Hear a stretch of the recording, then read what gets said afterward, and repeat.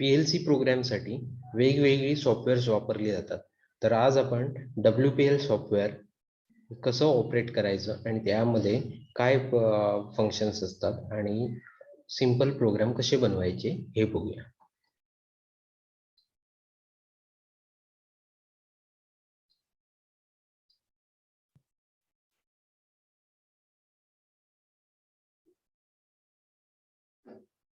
जर आता तुम्ही बघत आहात WPL सॉफ्टवेअरचा इंटरफेस.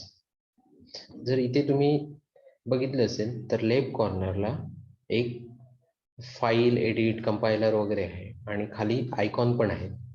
तर ह्या लेफ्ट आयकॉनवरती क्लिक केल्यास आपण न्यू प्रोजेक्ट ओपन करू शकतो. इथे प्रोग्राम टायटल देऊ शकता. मी टेस्ट प्रोग्राम असं नाव देतो. त्यानंतर फाईल नेम पण तुम्ही देऊ शकता. बाकी मॉडेल टाईप सिलेक्ट सध्या तरी ह्या ही जी सेटिंग्स आहेत ही चेंज करण्याची गरज नाही. ओके.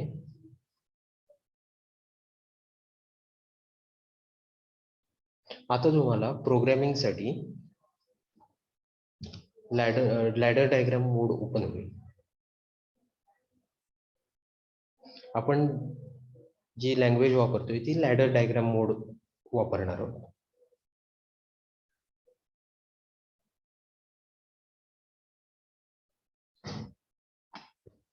आता जर इथे बघितलं असेल तर इथे रिले टाईप आहे. नॉर्मली ओपन कॉन्टॅक्ट F1 म्हणून आहे बघा, म्हणजे NO स्विच आहे. NC नंतर rising edge trigger switch, falling edge trigger switch, step point, application instruction, नंतर output coil, horizontal line, vertical line, inverse logic, comparison, negative to positive, positive to negative, delete vertical line, draw vertical line and cursor move down, म्हणजे ह्यासारखे बरीच functions आहेत इथे. त्यानंतर आपल्याला जी महत्वाची आहे ही स्विच, सध्या तरी आपण नॉर्मली ओपन आणि नॉर्मली क्लोज स्विच ह्याचा विचार करतोय. नंतर आउटपुट कॉईलचा विचार करणार आहोत. हॉरिझॉन्टल लाईन किंवा व्हर्टिकल लाईन ही सुद्धा आपल्याला फ्रिक्वेंटली लागते. त्यानंतर इथे कंपाईल सिम्युलेटर म्हणून दिसतंय. नंतर इथे राईट टू PLC, नंतर इथे रन, लॅडर स्टार्ट मॉनिटरिंग आणि इथे ऑनलाईन मोड. तर सगळ्यात पहिल्यांदा आपण एक सिंपल सर्किट NO स्विचच्या मदतीने काढूया. म्हणजे आपल्याला एक NO स्विच घ्यायचंय आणि एक बल्ब ग्लो करायचंय, ऑपरेट करायचंय. तर स्विच साठी मी NO सिलेक्ट करतो. इथे जर बघितलं तर मी नॉर्मली ओपन जो आयकॉन आहे त्यावरती कर्सर नेलेला आहे. लेफ्ट क्लिक करून तुम्ही सिलेक्ट करू शकता. आता यामध्ये डिव्हाइस नेम, नॉर्मली आपण इनपुट, ही इनपुट साइड आहे, स्विच हे इनपुट साइड आहे, तर त्याला X च्या पद्धतीने नॉमेनक्लेचर दिलं जातं. आता तुम्ही इथे डिव्हाइस नंबर देऊ शकता. इथे जर बघितलं तर X02 X337 77, म्हणजे 378 जवळपास input name numbers, device number देऊ शकतो.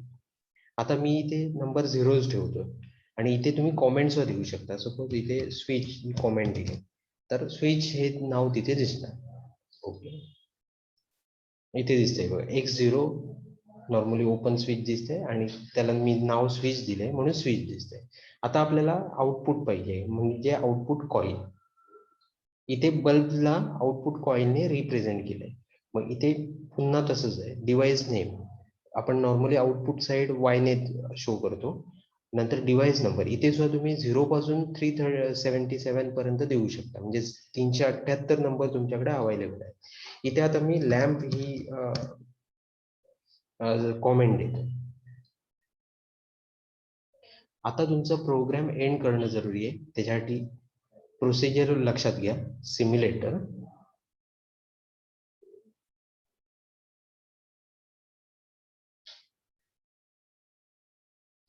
त्यानंतर राईट टू PLC, इथे फक्त चेक करा PC टू PLC आहे आणि ओके.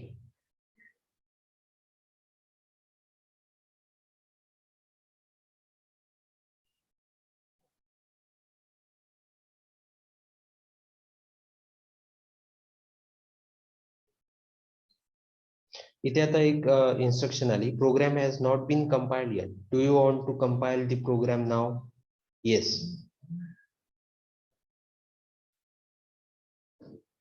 आता जर तुम्ही बघितलं असेल तर एंड प्रोग्राम झालेला आहे. त्यानंतर तुम्ही लॅडर स्टार्ट मॉनिटरिंग वरती जाऊ शकता किंवा ऑनलाईन मोड वरती. मी लॅडर स्टार्ट मॉनिटरिंग करतोय. नंतर आता इथे स्टॉप हे रेड कलर मध्ये दिसतंय. मग आता आपल्याला प्रोग्राम रन करायचा आहे म्हणून run. Do you wish to continue? Run PLC confirm आले बघा. Do you wish to continue? Yes. आता आपण आपला प्रोग्राम रन करून बघू शकतो. यामध्ये बघितलं तर सध्या हे जे सर्किट आहे ते एक्साइटेड नाहीये, कारण इथे जे स्विच आहे हे नॉर्मली ओपन आहे. आता जर तुम्ही पीएलसी प्रोग्राम जर बघितलं तर ही व्हर्टिकल लाईन जी आहे ती ऍक्टिव्ह पॉवर लाईन आहे आणि राईट साईडला नॉर्मली असते ती ग्राउंडेड असते. आणि हे हॉरिझॉन्टल जे दिसत आहेत ते रंग RUNG रंग असतात आणि त्यावर आपण स्विच आउटपुट कॉइल्स वगैरे लावतो. हे रंग नंबर ऑफ असू शकतात आणि हे साधारण लॅडर आपली जी असते त्याच्यासारखे दिसतं म्हणून त्याला नाव दिलंय लॅडर डायग्राम. आता जर मला हे जे स्विच आहे ते ऑन करायचंय त्याच्यासाठी हे स्विच सिलेक्ट करतो मी आणि राईट क्लिक केल्यानंतर एक शॉर्टकट मेनू येतो. त्यामधून मला हे सेट ऑन करावं लागेल.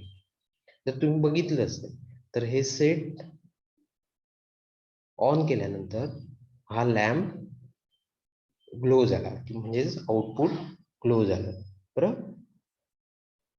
ही इंडिकेटिव्ह आहे. इथे तुमचं सोलेनॉइड ऑल असू शकतो किंवा दुसरी एखादी मोटर स्टार्ट होऊ शकते. हे इंडिकेटिव्ह आहे. ही इनपुट साइड, ही आउटपुट साइड. तर नॉर्मली आता काय झालं तर ही पुन्हा मी ऑफ करतो, सेट ऑफ करतो. जर तुम्ही बघितलं असेल जसं आपण डिस्कस केलं की लेफ्ट साइड जी आहे ही पॉवर सप्लाय लाईन आहे, ऍक्टिव्ह पॉवर लाईन आहे. तर आता तुमची जी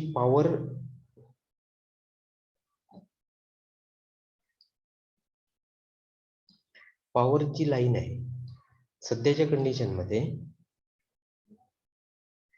ही पॉवर फक्त इथपर्यंतच येते आणि पुढेपर्यंत जाऊ शकत नाही. त्यामुळे इथलं जे काही आउटपुट असेल ते एक्साइटेड राहणार नाही कारण करंट फ्लो होत नाहीये. पण ज्यावेळी तुम्ही हे सेट ऑन करता, हे स्विच ऑन करता, त्यावेळी हे जे नॉर्मली ओपन आहे ते स्विच क्लोज होतं. त्यामुळे कॉन्टॅक्ट झाल्यामुळे हा जो फ्लो आहे करंट फ्लो तुमच्या आउटपुट कॉइलला मिळतो आणि इथे जे काही आउटपुट असेल ते आपल्याला ऍक्टिव्हेट झालेलं दिसतं.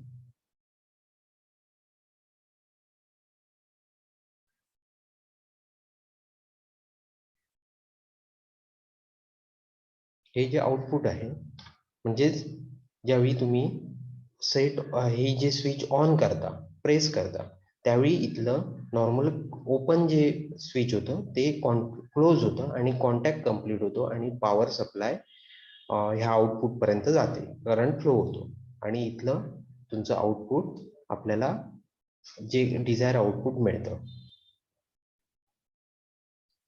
तर हा जो होता तो NO स्विचचा NO स्विचची लॅडर डायग्राम होती. एक सिंपल ऍप्लिकेशन तुम्हाला लॅडर डायग्राम काय असतं हे समजण्यासाठी होती. आता जर तुम्ही बघितलं तर सध्या जर ट्रूथ टेबल याचं काढायचं झालं तर सध्याच्या कंडिशन मध्ये X0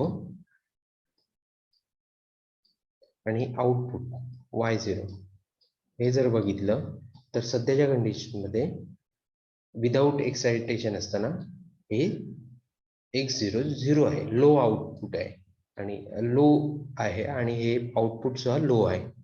पण ज्यावेळी तुम्ही हे ऑन करता त्यावेळी हा करंट फ्लो होतो आणि आउटपुट तुम्हाला डिझायर आउटपुट मिळतं. त्यामुळे हे जे ऑन करता त्यावेळी हाय होतं इथलं, आणि इथे सुद्धा आउटपुट सुद्धा तुम्हाला हाय मिळतं. त्यामुळे जर ट्रूथ टेबल जर काढायचं असेल तर ह्या पद्धतीने तुम्ही सांगू शकता. म्हणजे x0 असताना आउटपुट 0 असतं, x1 असताना आउटपुट 1 असतं.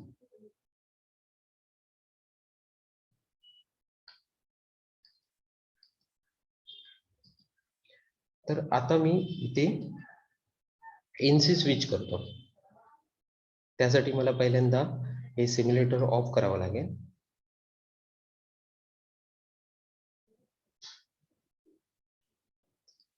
मी इथे डायरेक्टली घेतो,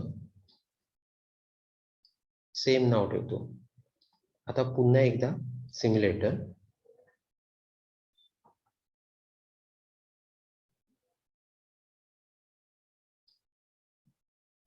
PC to PLC.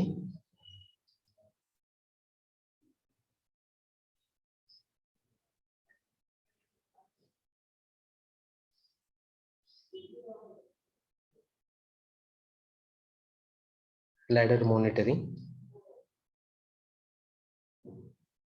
Run.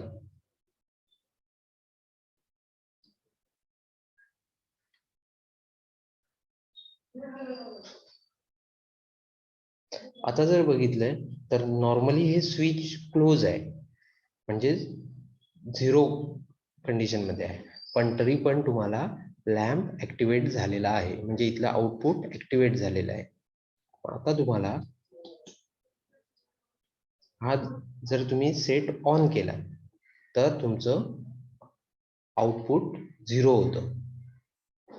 म्हणजेच ऍक्च्युली इथे काय झालंय तर इथे नॉर्मल क्लोज स्विच तुम्ही वापरलं तर ऑलरेडी इथे कॉन्टॅक्ट होता, इथे कॉन्टॅक्ट कंप्लीट झाला, त्यामुळे पॉवर सप्लाय या आउटपुट कॉइल पर्यंत पोहोचत होती, त्यामुळे तुम्हाला आउटपुट मिळालं. पण ज्यावेळी तुम्ही त्याला सेट ऑन केलं, म्हणजे हे इथलं स्विच जे तुम्ही प्रेस केलं, त्यावेळी हा स्विच जो आहे तो हा कॉन्टॅक्ट ओपन झाला. हा कॉन्टॅक्ट ओपन झाल्यामुळे इथलं स्विच इथून पुढे करंट फ्लो होऊ शकत नाही, त्यामुळे आउटपुट पण 0 झालं. ह्याचं जे ट्रूथ टेबल असेल ते x0 ला आणि y0 किंवा आउटपुट मध्ये x0 0 असताना नॉर्मल क्लोज असताना y0 1 मिळणार, आणि ज्यावेळी तुम्ही सेट ऑन करता x0 ला त्यावेळी आउटपुट 0 होतं. म्हणजे जर तुमचा बल्ब लागलेला असेल, ऑलरेडी ऑन असेल, तर तो ऑफ होणार NC स्विच प्रेस केल्यानंतर, कारण तिथला कॉन्टॅक्ट ओपन होतो.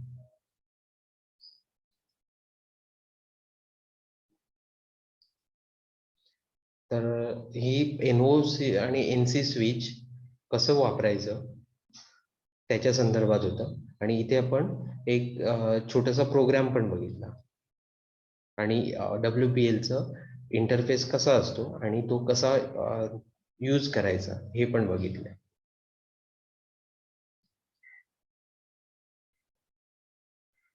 थँक्यू.